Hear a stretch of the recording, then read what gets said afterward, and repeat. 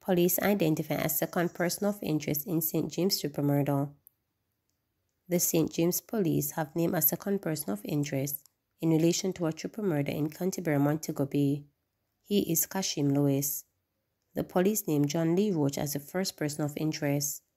Head of the St. James Police Superintendent Aaron Samuels said Roach escaped in a gully in the community after confrontation with lawmen.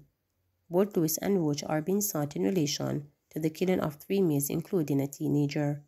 Dead are 17-year-old Jaden Bennett of Upper King Street in Montego Bay, 26-year-old Rashawn Williams, and 62-year-old fisherman David West, also of Upper King Street. Reports are that about 5:05 p.m., officers responded to reports of shooting in the area. Upon arrival, the police came under gunfire and took evasive action. The gunman reportedly escaped in a gully, leaving behind 2 firearms. Police seized the weapons and conducted a search of the area, where Jaden Williams and West were found suffering from gunshot wounds. The males were taken to hospital where they were pronounced dead. The suspect is 32-year-old John Lee Roach. He is previously a person of interest in a case of shooting with intent. Operations are still ongoing to capture John Lee Roach. The team is currently within the space and will continue pursuing him until he is found. We will be conducting a search of the gully as we believe he had dived into the gully. We are not sure if at this time if he was shot and injured or if he received any injuries following him jumping several feet down into the gully. We will continue to relentlessly pursue John Lee Roach and any associate of his to ensure that we bring back safety and security to the Canterbury community and wider St. James. Legislation coming to protect critical infrastructure from theft. The government is contemplating introducing legislation that will protect what it deems to be critical infrastructure that is routinely damaged or stolen by unscrupulous individuals to the detriment of entire communities. Such infrastructure includes generators, batteries, fuel and copper cables that are frequently removed, leaving communities and businesses without internet and telephone services.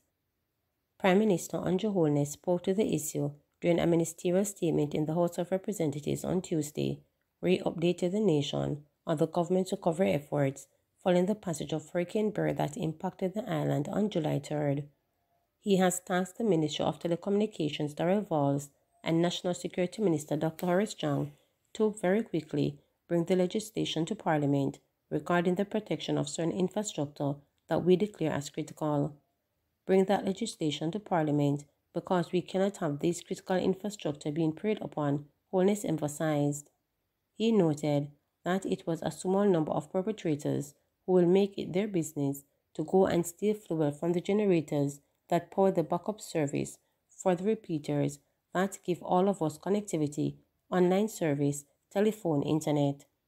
The Prime Minister said the situation has gotten worse because they're stealing the batteries and stealing the generators themselves. We must call it out because there are communities where the people know who is doing it.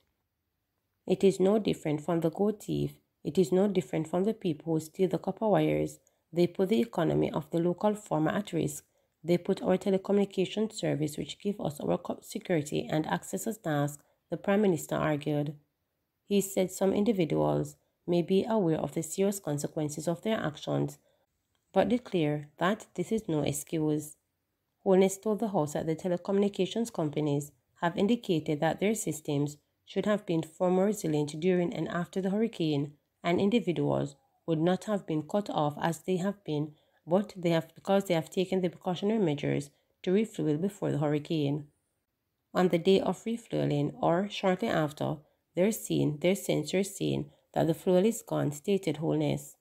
Describing the situation as despicable, the Prime Minister said given the circumstances, it was important that Jamaicans understand that it's not incompetent or lack of care on the part of the telecom providers.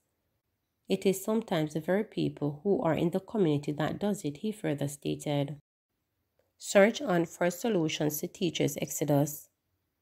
The Reverend Shane Hansel senior teacher at St. Catherine High School, is calling for a teaching profession to be rebranded as part of the effort to stem the migration of teachers.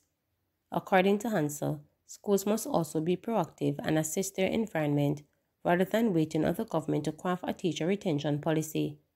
I think that each institution should do a retention climate survey within their institution based on people's job satisfaction, allow people to be open to say what they are going through, and so when we do that, we can get a theme of inclusiveness of classroom teachers, middle management, and we seriously look at our institution to see what we can do to retain our teachers, stated Hansel, who was one of several panelists at a two-day forum put on by the University of the West Indies Monash School of Education on Tuesday.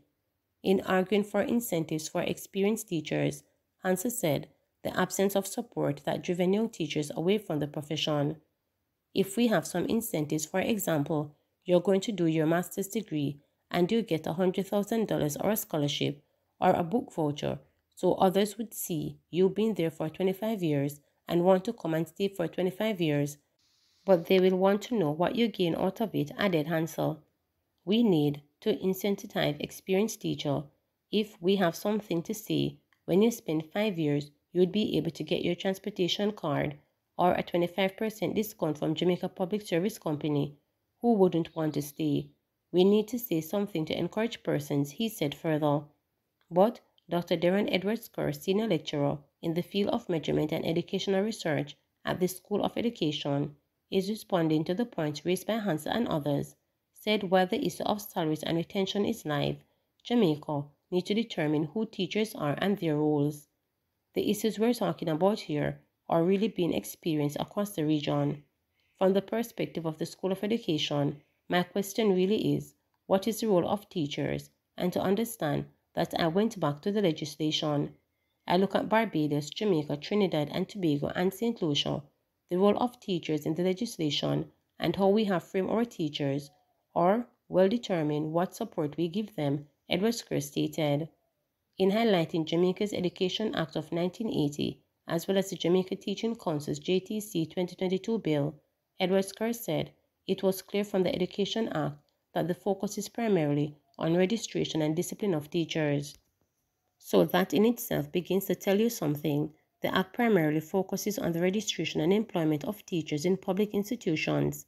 It outlines basic teacher duties like instructions, maintaining order, and adherence to school regulations. The Act presents a more bureaucratic view on teachers with less emphasis on professional development or setting standards for teaching practice, but we have seen a shift in the Teaching Council Bill of 2022, which makes the teaching force a professional or teaching force and provides a clear path for professional development and career advancement, argued Edward Kerr. In noting that the role of teachers is not explicit in the Education Act for Barbados and Trinidad and Tobago, Edward Kerr said St. Lucia's Education Act will provide a framework for the system, including 11 explicit roles for teachers, could be a guide.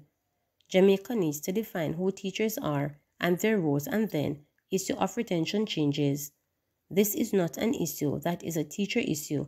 Yes, we need our principals to do their part, but there is also a structural issue that needs to be addressed, she declared.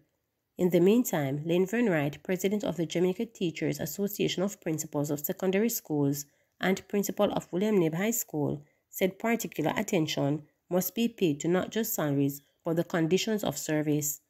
For me, that's about training and technological facilities teachers have to work with. It is horrible. It is not just physical, it is also the space of the school not becoming more hostile to teachers. Very, very hostile. I can tell you that there are things I am hearing as a principal from students that I wouldn't dream of saying to my teacher right to the forum. In calling for support for teachers similar to that provided in schools abroad for children displaying negative behaviors because of adverse childhood experiences, he said, the Ministry of Education needs to find the kind of funding to support the kind of research that is going to help us to take on, in a meaningful way, the kind of challenges we are facing with our children and with educating those children that need the remedial work. Hundreds of trained teachers have left Jamaica from classrooms in North America and the United Kingdom in the past 2 years. Please remember to subscribe, like, share, and click the notification bell for daily updates.